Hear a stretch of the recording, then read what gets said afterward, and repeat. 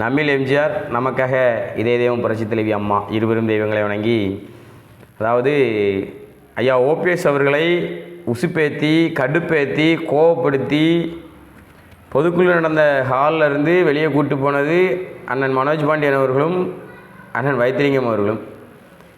இப்போ இவங்க ரெண்டு பேரும் அண்ணனை நட்டாத்தில் விட்டுட்டு அவங்க வேலை பார்த்துட்டு திமுகவுக்கு போயிட்டாங்க. இப்போ அண்ணன் ஓபிஎஸ் அவர்கள் ஆல்ரெடி சொன்னது போல், நான் என்னுடைய வாழ்நாளில் இறக்கும் பொழுது என்னுடைய உடலில் கருப்பு வெள்ளை சிவப்பு கொடி போற்றி தான் என்னை இறுதிச் சடங்கு செய்ய வேண்டும் என்று சொன்னார்கள். நான் அந்த விசுவாசத்தை பாராட்டுறேன். ஆனால் அதற்காக இவர்களெல்லாம், இந்த தகுதியற்றவர்களெல்லாம் விட்டு சென்றார்கள் என்று சொல்லி அவர்கள் பின்னாடி நீங்கள் திராவிட முன்னேற்ற கழகத்துக்கு சென்று விடாதீர்கள். என்டிஏ கூட்டணிக்குள் வாருங்கள். அனைத்து இந்திய அண்ணா திராவிட முன்னேற்ற கழகத்தின் சார்பாக போட்டியிட்டு சட்டமன்றத்துக்கு செல்லுங்கள். உங்களுக்கு அனைத்து வாய்ப்புகளும் ஐயா எடப்பாடியார் அவர்கள் தருவார். உடனே என்ன அவருக்கு வாய்ப்பு தர எடப்பாடியார் யார் அப்படின்னு சொல்லி இப்போ உடனே கேள்வி கேட்பாங்க. ஐயா, அனைத்து இந்திய அண்ணா திராவிட முன்னேற்ற கழகம் இதே புரட்சித் தலைவி அம்மாவுக்கு பின் மாபெரும் வெற்றி பாதையில் சென்று கொண்டிருக்கிறது. தோல்வி வரதான் அம்மா. இப்போ புரட்சித் தலைவர் எம்ஜிஆர் அவர்கள் இறந்ததுக்கு பிறகு அம்மா பொறுப்பேற்றிருக்கும் போதே தோல்விதான் கண்டோம். அனைத்து இந்திய அண்ணா திராவிட முன்னேற்ற கழகம் என்பதே தோல்வியில் உதிர்த்த இலை.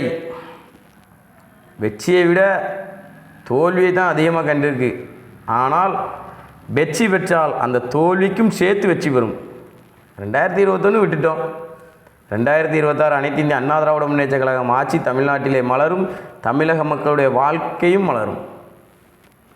ஆகையால் ஐயா ஓபிஎஸ் அவர்கள் தயவு செய்து அந்த, நான் ஆல்ரெடி ஒரு வீடியோவில் சொல்லியிருக்கேன், கட்சியை விட்டு டிவிகே போனவங்க, டிஎம்கே போனவங்களாம் கழகத்தினுடைய கடைக்கோடி தொண்டன். கடைக்கோடி தொண்டனா எப்படி? என்ன மாதிரி போஸ்ட் ஓட்டுறவன், கொடி கட்டுறவன், கலத்தி போட்ட கோமணம். அந்த கோமணங்கள் நாரி போன மாதிரி ஐயா நீங்கள் நாரி போயிடாதீங்க.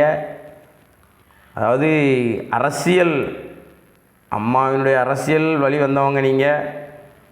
இனி மீண்டும் அந்த வழியில் தொடரணும் என்று உங்களை பணிவன்போடு கேட்டுக்கொள்கிறேன். ஐயா ஓபிஎஸ் அவர்கள் தவறான முடிவு எடுத்துடாதீங்க.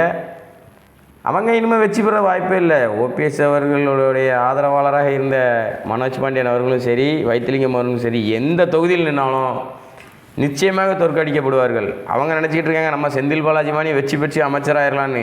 செந்தில் பாலாஜியே இந்த முறை நிச்சயமாக மண்ணை நக்குவார்.